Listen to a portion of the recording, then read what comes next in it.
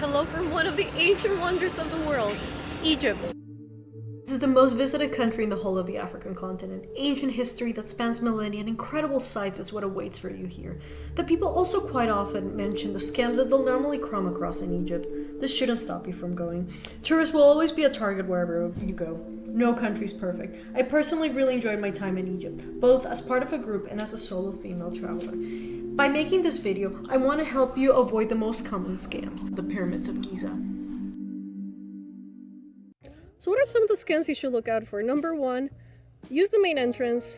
If you look it up on Google, Great Pyramid of Giza, you go in, it's, at the time that I made this video, it was 360 Egyptian pounds per person, and you do not need a permit to take your camera or your tripod if you're only buying a ticket for the outside area of the pyramids. If you're going inside, that's a whole different story. So nobody should charge you more than that. One, and two, you should be getting an official ticket from the official ticket office unless you're buying it online. And another thing that you should look out for when you're going in, sometimes people might tell you that you need to pay for a horse carriage or a camel to make it in. Obviously that's bullshit. Like, you can just come in, walk in yourself, and go through the whole area all by yourself. There are many people all around this area that will actually, charge you a bit for them to take good pictures. Now here's the thing, they know exactly where the best angles are, so it's entirely up to you. I suggest you pay anywhere between 50 and 100 Egyptian pounds, depending on how many people go to. I, on the other hand, I brought my tripod along. I absolutely love this thing. It's really lightweight and I can set it up anywhere. But there is no, and this is something that I thought you had to do, you don't actually have to pay for a permit to bring this in. I thought this is by far one of the most unique countries in the world. However, this is one of the things that people commonly say out here is that if they come here, one of the things that annoys them the most, and a reason why they would never come back here, is all the scams going on. And so again, I understand people need to make a living, but like, you could be selling product services. You don't need to be going out there trying to scam people to make a living, and a lot of people fall for it. And so I really feel the government should try to, try to enforce better ways in which people don't get scammed. Because here's the thing, even in temples, like, the security guards working in the temples are part of the scams. It's absolutely insane. So for example, we were in Luxor and the security guy was like, oh, you should check this out. And so we started walking in that direction, and then some sort of military guy was like, oh, you can come up and get a better view. And then he wanted money for it. I mean, you're literally taking care of the place. You're not supposed to be asking people for money. Another thing to be mindful of is getting offered things for free. Do not fall for this. You'll be charged later and could even be accused of stealing. This goes for anything as small as a bracelet. This is the type of scam that is not exclusive to Egypt, so please beware anywhere you go. So how to avoid sellers or scammers? Keep your height high. You can be courteous, friendly, and always say no. Do not say you'll be coming back. They'll expect you to keep your word and can easily look for you. Even as a solo female traveler, you do not need to be intimidated by them. Let me show you how it's done. No, thank you. Costa Rica? Costa Rica. Yes. Nice to meet you. I have friends in Costa Rica. Nice.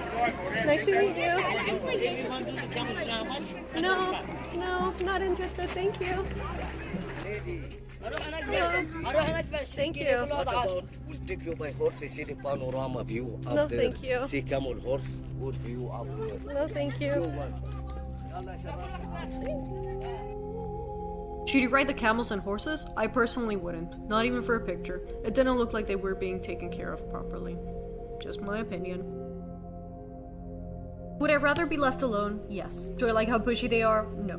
But it's all sales at the end of the day. They won't sell their products or services unless they're constantly offering them. The best you can do is just go with the flow and reject them politely. This strategy worked everywhere I went in the country. So what do? We respect the hustle. We really do. We know what it's like to be out there selling stuff. Hi. Yes. Hi. No, thank you. No, thank you. You're being so mean because you say yes to one and then everybody's gonna come after you. It's Friday and apparently a lot of people are here on field trips, a lot of kids, so there are kids everywhere.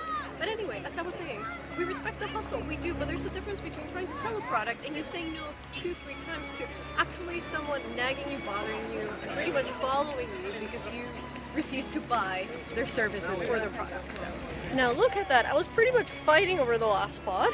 I just walked to the next pyramid. I can take pretty good pictures from here, so let's see what comes out. So the main entrance is behind that pyramid. You can walk all the way around. Most tourist buses concentrate on this specific area. You can move here.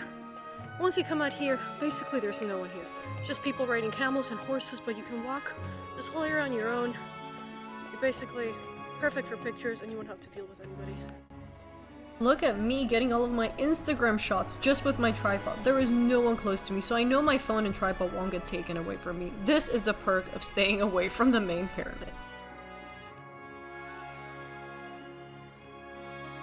Not far from the last viewpoint I was in, you can find the 9 Pyramids Lounge. This is an expensive restaurant for Egyptian standards, but the views pay off. In the morning, they only have Western or Egyptian brunch available. The afternoon has more choices. And for the views, it's definitely worth it. There are only 2 restaurants inside the Pyramids complex, and this is the one with the best views. If you're alone and without a car, like me, you won't need a reservation. I did, however, I knew this, I needed to sleep in a bit. Really, if you want this place to be empty, so the website says they open at 8, they open at 7. So make sure to get here the moment the ticket counter is office. Before I leave, doesn't it look like I've been photoshopped into this? This is absolutely amazing.